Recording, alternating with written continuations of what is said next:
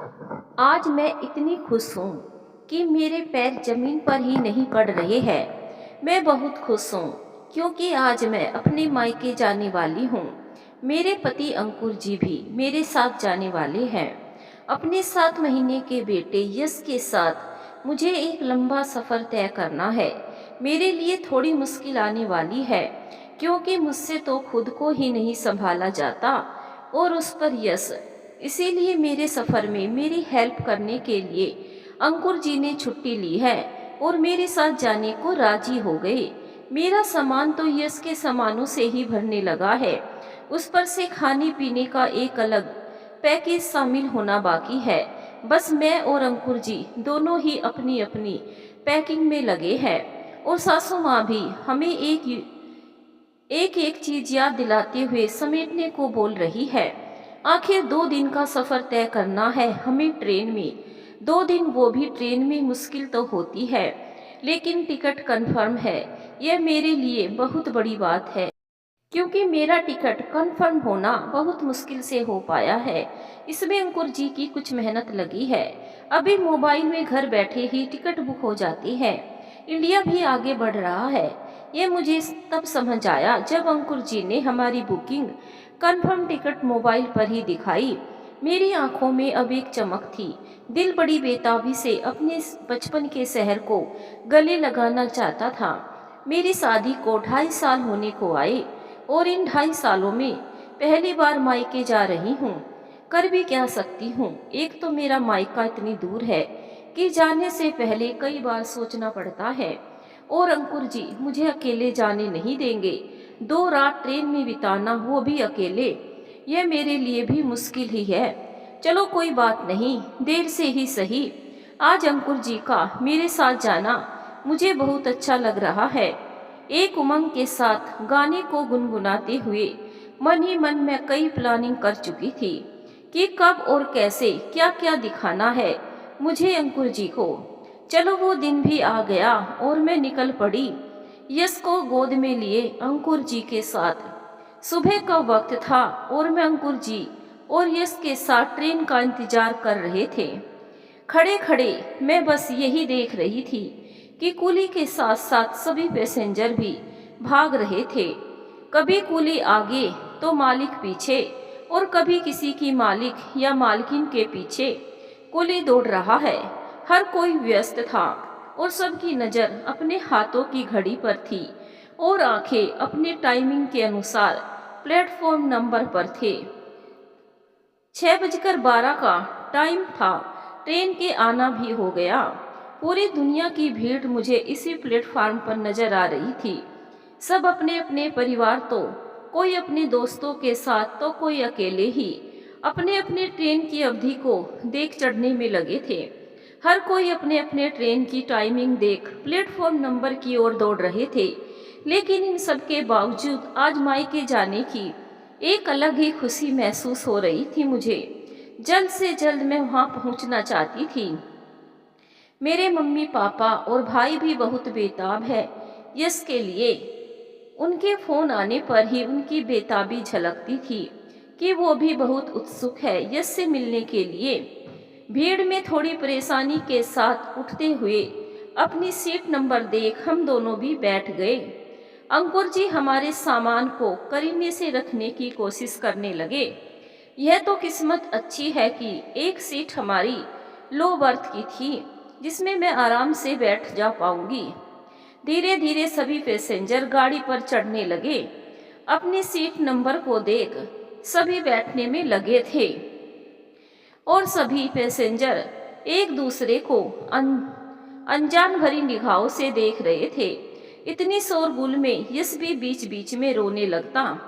Train जब तक छूटती तब तक हमारी बोगी खाली होने लगी थी क्योंकि पैसेंजर के साथ सबके रिश्तेदार भी आए थे उन्हें छोड़ने। धीरे धीरे सब उतर गए और बच गए हमारी तरह ही इस ट्रेन के पैसेंजर।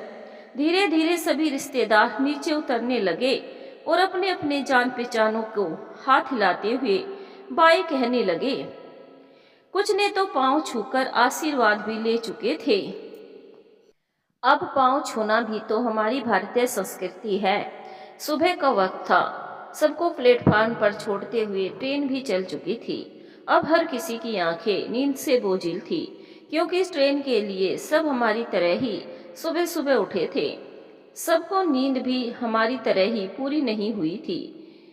मेरी आंखों में भी नींद थी। अंकुर जी तो पहले ही अपनी सीट पर चले गए, जो ठीक मेरे ऊपर की थी, और मैं खिड़की से बाहर देखने लगी। कितना अच्छा लग रहा था। ट्रेन भी पूरी अपनी रफ्तार में चल चुकी थी। इस वजह से सुबह की ठंडी ठंडी हवा बदन को छूते हुए निकल रही थी। कितना अच्छा लग रहा था। सबको पीछे छोड़ती हुई मैं अपनी मंजिल की तरफ बढ़ रही थी, और बाहर के नज़ारों को देख आज दिल भी खुशी से मचल रहा था। कोई न कोई फेरी वाला चिल्लाते हुए सबका ध्यान अपनी तरफ आकर्षित कर इतनी सुबह में भी अपने साथ लाए गए सामानों की बिक्री करने में लगे थे। किसी की अगर कमाई हो रही थी तो वो चाय वालों की। सुबह सुबह हर किसी को चाय की तलब लगती है। हर कोई चाय वालों को अपनी तरफ बुला रहा था। ट्रेन खुलने की देर थी कि कुछ देर में किन्नरों की टोली भी ताली बजाने लगी, जो मुझे काफी इरिटेट करती है, क्योंकि तब मैं कुछ नहीं जानती थी। जानती थी तो बस इतनी की वो हमारे जैसे नहीं है। ना उनकी बोलचाल, ना उनकी वेशभूषा और ना उनकी आवाज। मैं भी दूसरों की तरह ही अपनी जीवन शैली से उन्हें भिन्न मानती थी। कभी भी मुझे वो रास्ते पर दिखते थे, मैं भी सबकी तरह एक टेढ़ी नज़र से उन्हें देखती थी। मुझे याद है जब मैं स्कूल में थी, तब हम और हमारे दोस्त एक दूसरे को देखते हुए उन पर हंसते थे, बिना ये जाने कि उन्हें भी ये बुरा लगता होगा। कभी भी ट्रेन में जितनी बार भी हमने सफ़र किया, इन किन्नरों की हाथ ताली को सुन मैं और मेरी माँ आंखें मूंदे उनके जाने का वेट करती थी। आंख इसलिए बंद करती थी कि कहीं वो हमारे पास आकर रुपए मांगने ना आ जाए।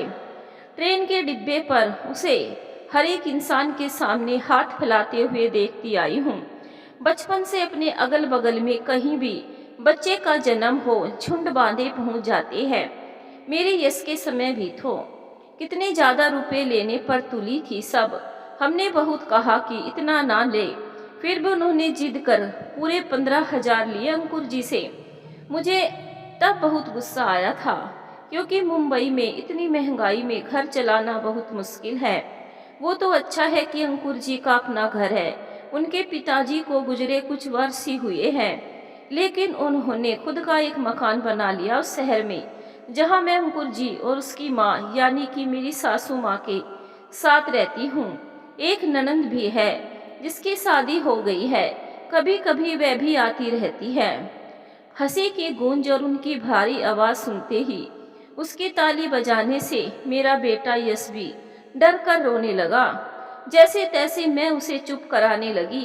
3-4 किन्नर एक साथ एक दूसरे से बातें करते हुए सभी पैसेंजर से रुपए वसूल कर रहे थे। अंकुर जी के पास आकर भी रुपए मांगने लगे। मैं कुछ बोलती उसके पहले ही अंकुर जी ने इशारा कर चुप रहने को कहा मुझे, और उन्हें कुछ रुपए पकड़ा दिए। उनके जाने के बाद मैं अंकुर जी पर गुस्सा करने लगी, लेकिन अंकुर जी ने भी तो ठीक ही किया।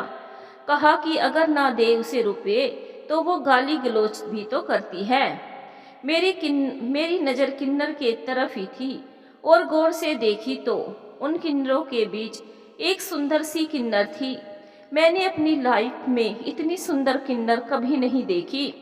40 साल की लगभग होगी उसकी उम्र, लेकिन छरछरा बदन, ना ज्यादा मेकअप, बिल्कुल एक साधारण व्यक्तित्व वाली उसकी सादगी पूर्ण थी। ना वो किसी के सामने हाथ फैला रही थी, और ना ही कोई मजाक कर किसी पैसेंजर को परेशान कर रही थी। बस अपनी ही टोली के साथ किसी साथी से बात कर रही थी। फिर मैंने अपना ध्यान उन सब से हटा लिया और अपनी नज़र हमारे अगल बगल में बैठे यात्रियों पर देने लगी। हर कोई अपने में मग्न था। पहले तो सफ़र में सब एक दूसरे से बात करते थे, एक दूसरे को देख मुस्कुराते थे, लेकिन आज हर कोई अपने मोबाइल में व्यस्त दिख रहा था। अंकुर जी की तरफ नज़र गई तो वो भी अपने मोबाइल में व्यस्त है। जब से यश हुआ है मेरा समय तो बस इसके आगे पीछे ही घूमने में लग जाता है। कितने दिन क्या, कितने महीने हो गए मुझे मोबाइल के साथ वक्त बिताए। काम से ही फुर्सत नहीं मिलती मुझे। जब भी 2 मिनट मोबाइल लेकर बैठती हूँ तभी कुछ ना कुछ काम आ ही जाता है। धीरे धीरे अभी मोबाइल से दूर होने लगी। अब तो बस मोबाइल पर किसी से बात हो जाए यह काफ़ी है। तभी अंकुर जी मेरी तरफ देखते हुए, मानसी यार बहुत भूख लगी है, कुछ दो अगर है तो। यश को अंकुर जी की गोद में देते हुए मैं खाने का सामान निकालने लगी। मैं 2 दिन का खाना पैक करके ही लाई थी, क्योंकि अंकुर जी को बाहर का खाना पसंद नहीं है। उन्हें एसिडिटी की प्रॉब्लम है। अंकुर जी को खाना निकाल कर दे दिया। मुझे भूख नहीं थी। ऐसे भी सफ़र में मुझसे खाना पीना कम ही होता है। कुछ देर के बाद मेरी भी आंख लग गई। ऐसे में रात से ही परेशान थी कि सब ठीक से लिया कि नहीं। उस पर कहीं जाने का हो तो नींद कहाँ आती है। कुछ पैसेंजर अपने अपने टिफिन खोल अपने अपने पकवानों का जायका ले रहे थे, तो कुछ ऑर्डर में दिए खाने के सामानों को परोस रहे थे। हम दोनों भी खा पी कर अब सोने की तैयारी कर रहे थे। हमारा बर्थ बिल्कुल बाथरूम के पास वाला था, जिसकी वजह से मुझे प्रॉब्लम भी हो रही थी, क्योंकि इतनी बदबू से मेरा जी मचल रहा था। तो अंकुर जी ने मुझे सो जाने को कहा। सारा दिन तो गुजर गया अंकुर जी से बातें करते हुए, और रात 10 बजते बजते सब सोने की तैयारी करने लगे। यश भी सो चुका था, तो मैं भी सोने की कोशिश करने लगी। ट्रेन में इस तरह मुझे नींद भी नहीं आती। थोड़ी देर बाद मैं भी सो गई थी। फिर थोड़ी देर बाद मेरी आंख जब खुली तो सब सो चुके थे, तो मैं फिर से सोने की कोशिश करने लगी। देर रात एक बच्चे की रोने की आवाज़ से मेरी नींद टूटी, तो सोचा कि शायद दूसरी बोगी से आवाज़ आ रही होगी। धीरे धीरे उस बच्ची के रोने की आवाज़ सुन हमारी बोगी के सभी पैसेंजर जाग गए। सब एक दूसरे से बातें करने में लगे थे। उन आवाज़ों से फिर मेरी नींद खुली तो देखा हर एक कोई ट्रेन के डिब्बे के बाथरूम में झांकने की कोशिश कर रहे हैं। अंकुर जी को भी जाते हुए देखा। अंकुर जी के आने से मैं पूछ बैठी कि क्या हुआ है, इतनी भीड़ क्यों जमी है। यार बाथरूम में कोई एक बच्ची को फेंक कर चला गया है। यह सुनकर मैं चौंक गई। सब एक एक करके देखने जा रहे हैं उस बच्ची को, लेकिन उसे उठाने की हिम्मत किसी में नहीं थी। सब उसके माँ पिताजी को दोष देने में लगे थे। तब तक यश भी उठ गया और रोने लगा। मैं गोद में लिए अपने आंचल से ढकते हुए उसे अपना दूध पिलाने लगी और नज़र के सामने चल रही गतिविधियों पर ध्यान देने लगी। मेरी नींद कुछ देर पहले भी टूटी थी उसके रोने की आवाज़ सुनकर, लेकिन मैंने तब ध्यान नहीं दिया। मुझे लगा कि शायद दूसरी बोगी में किसी की बच्ची रो रही होगी। दूसरे बोगी के लोग भी एक एक कर आने लगे और भीड़ जमती गई, और सब अपने अपने तर्क रखते और देखकर चले जाते। लेकिन उस बच्ची को उस जगह से उठाने की हिम्मत किसी की नहीं हो रही थी। दूसरों को मैं क्या बोलूं, मेरी और अंकुर जी की भी तो हिम्मत नहीं हुई कि उसे गोद में लिए बाहर बाथरूम से निकालूं। मैं भी दूसरों की तरह ही दूर से तमाशा देख रही थी। कुछ देर में रेलवे पुलिस भी आ गई और साथ में एक लेडी कांस्टेबल भी थी, और उसके साथ वही किन्नर थी जो सब किन्नरों से ज़्यादा सुंदर थी।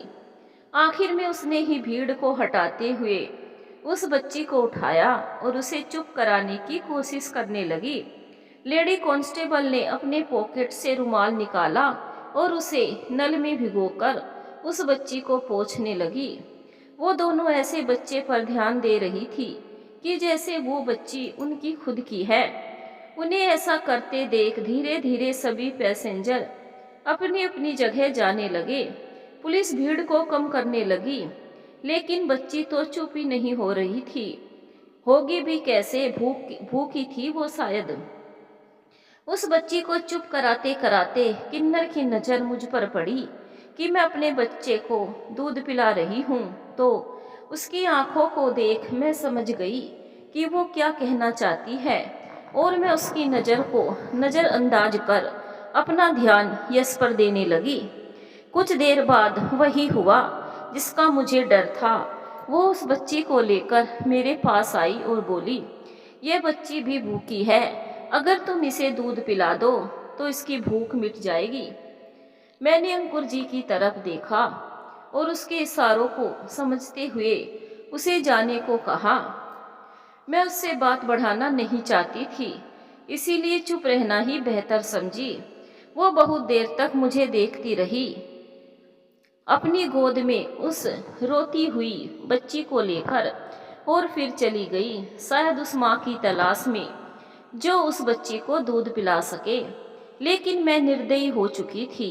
बाथरूम में पड़े उस बच्ची को लेकर न जाने किसका है, किसी की पाप की निशानी होगी, और उसे अपनी छाती से दूध पिलाना मुझे अच्छा नहीं लगेगा, क्योंकि इसमें मेरा यश मुंह देता है, और किसी बाहर के बच्चे के लिए मुझे सिर्फ नफरत थी। पता नहीं किस जाति का है, किसकी गंदगी है। मेरे लिए यह सोचना भी ठीक था, क्योंकि मैं भी बचपन से यही सब देखते आई हूँ। वो उस जाति का है, वो हमारी तरह ब्राह्मण नहीं है। सब देखकर मेल जोल बढ़ाना पड़ता था, और इसी सोच के साथ मैं भी बड़ी होती गई। अब यही सोच मेरी भी होने लगी। मेरे मन में तब उसके लिए कोई जगह नहीं थी। मैं उस बात को भूलकर फिर से सोने की कोशिश करने लगी। अंकुर जी को देखा तो वो अपने मोबाइल में शायद कोई वेब सीरीज देखने में व्यस्त थे, और मैं यश को सहलाते हुए सोने की कोशिश करने लगी।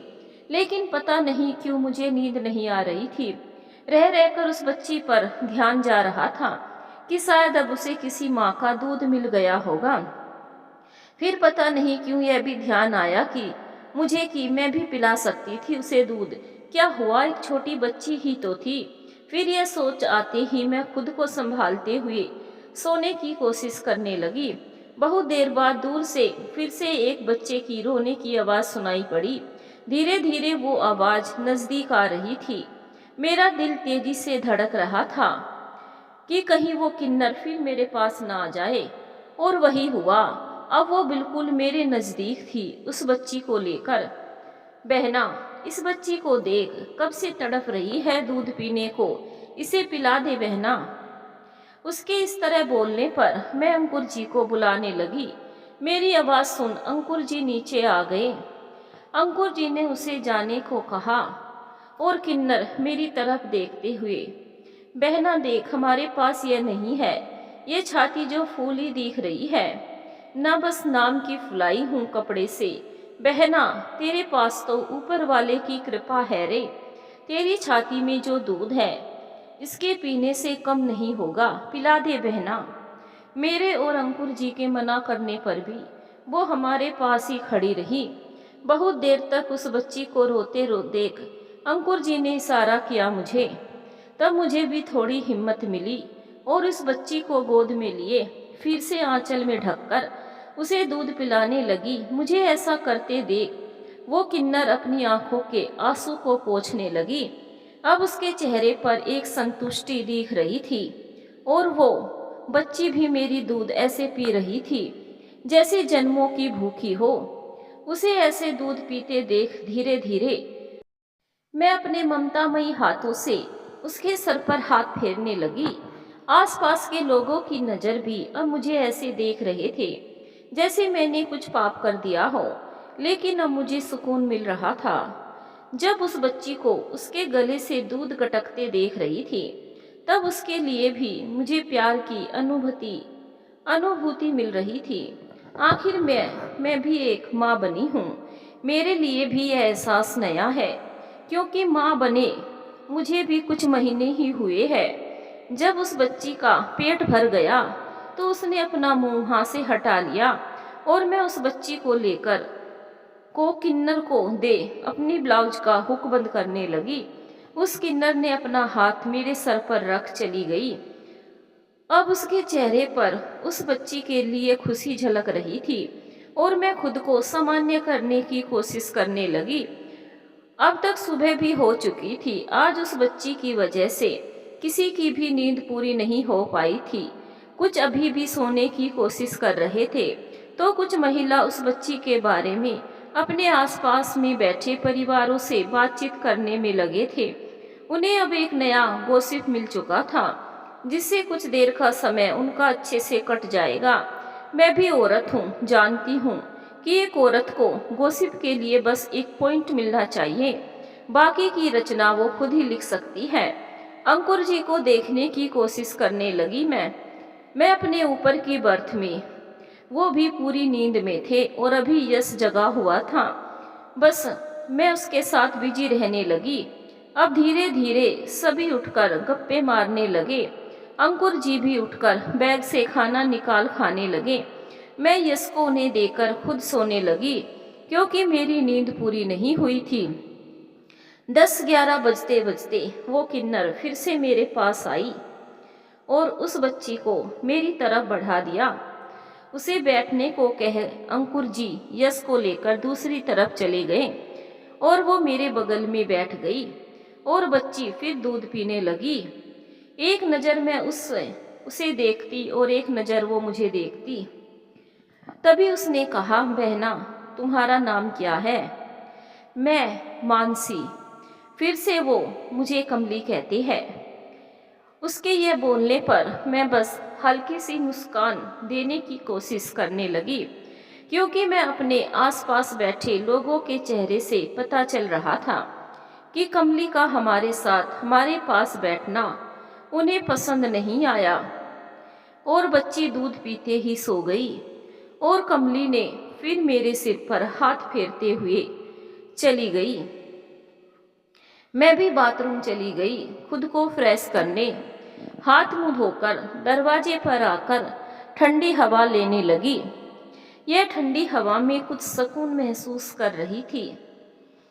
यह पता नहीं कि ठंडी हवा का झोंका मुझे खुश कर रहा था कि उस बच्ची को दूध पीते देख उसकी संतुष्टि मुझे खुश कर रही थी, कि कमली का मेरे सर पर प्यार से हाथ फेरना मुझे सुकून दे रहा था। 1-2 माह की वो बच्ची जो इस दुनिया के मुंह पास कड़वाहट से अनजान इस बाथरूम में न जाने कितने घंटे से रो रही थी।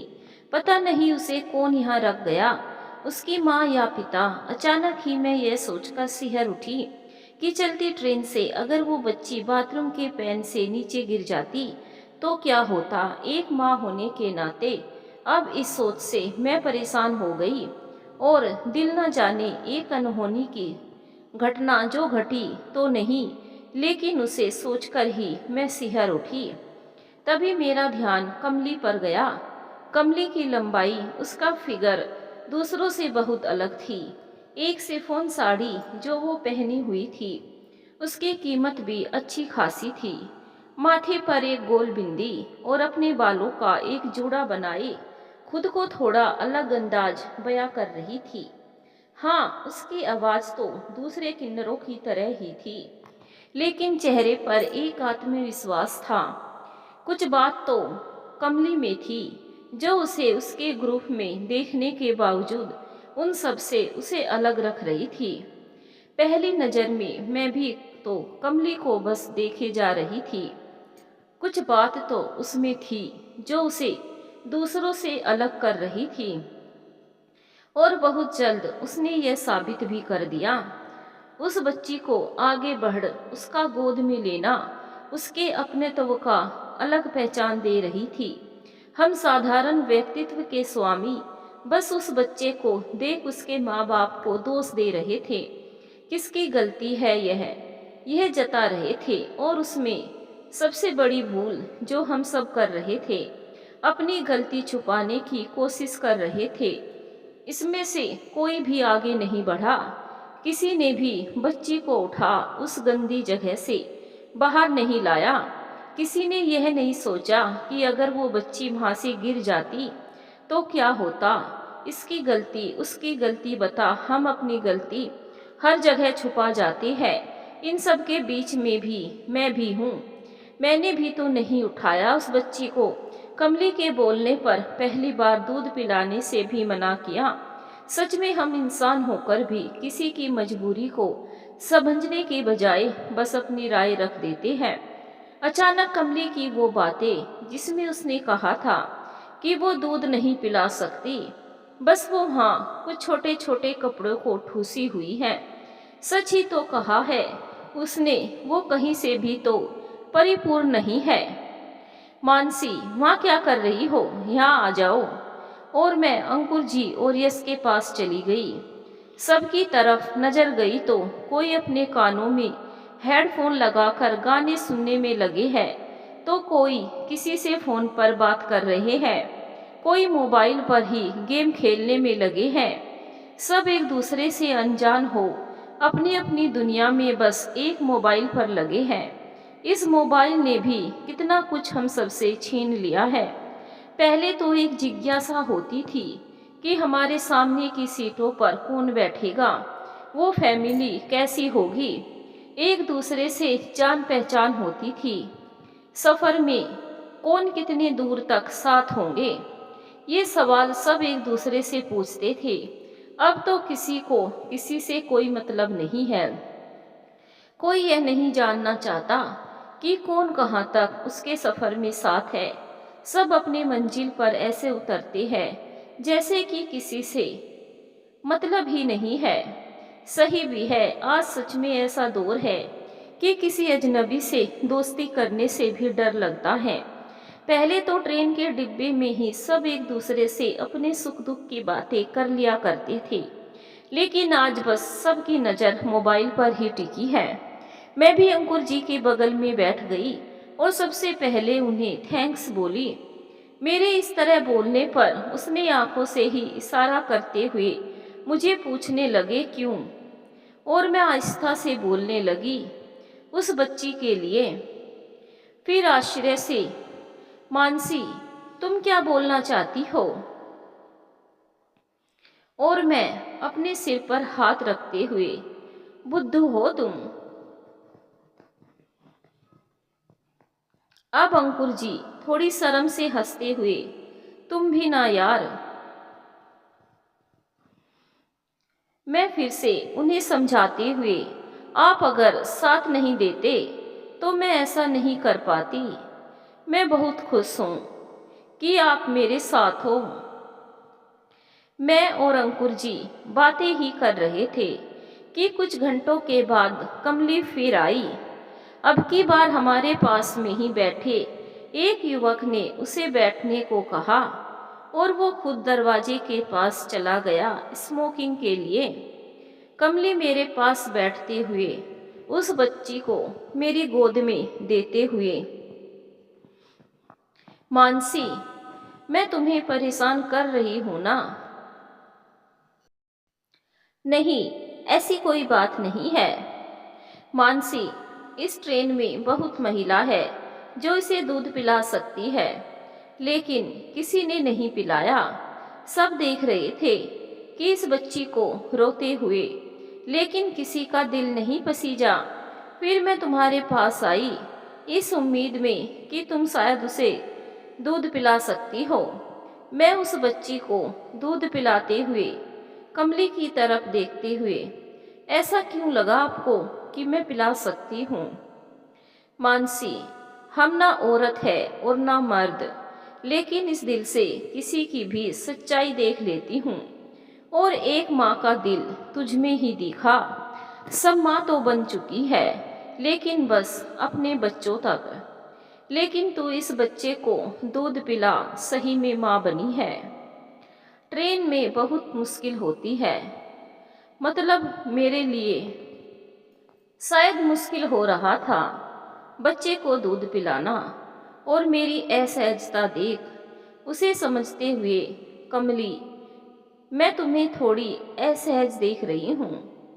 और मैं अपने आसपास देखते हुए, नहीं, मैं सिर हिलाई। कमली, मैं जानती हूँ इस हालत में कईयों की नज़र गड़ी रहती है, जो इसे गंदी सोच से भी देखते हैं।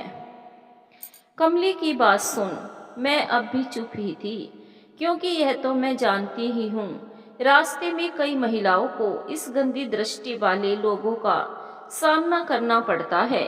इसीलिए मैंने यश के लिए सब अरेंजमेंट करके रखा था।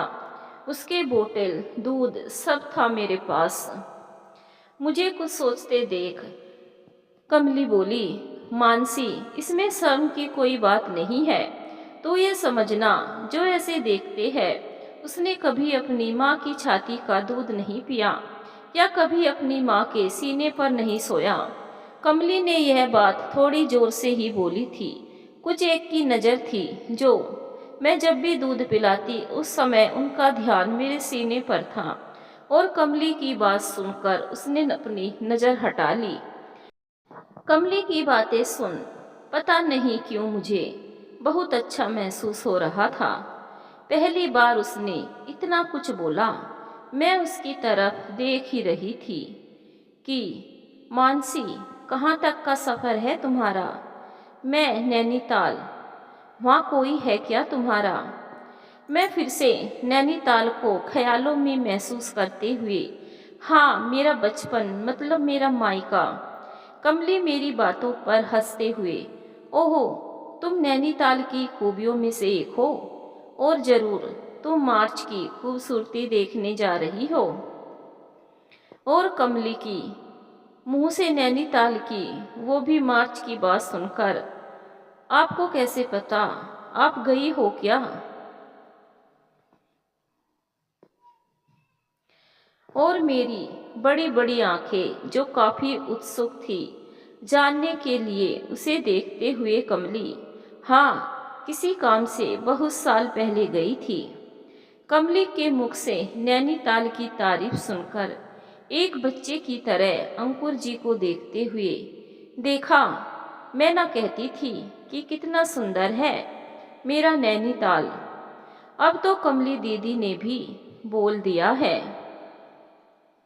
और मेरी बातें सुन अंकुर जी और कमली दोनों ही हंस पड़े।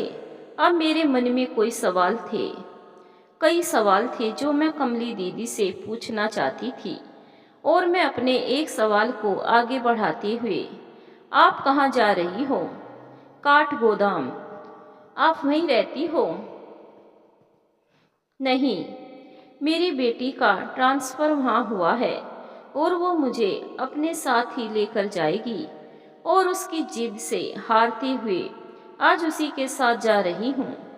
मेरी जिज्ञासा और भी बढ़ गई। और आपकी बेटी, समझी नहीं मैं, लेकिन आप तो अपने दूसरे साथी के साथ थी। वो सब मेरे पुराने दोस्त हैं, आज वर्षों बाद मुझसे मिले। उन सब से मिली हूँ तो बातचीत का सिलसिला चल पड़ा। और आपकी बेटी?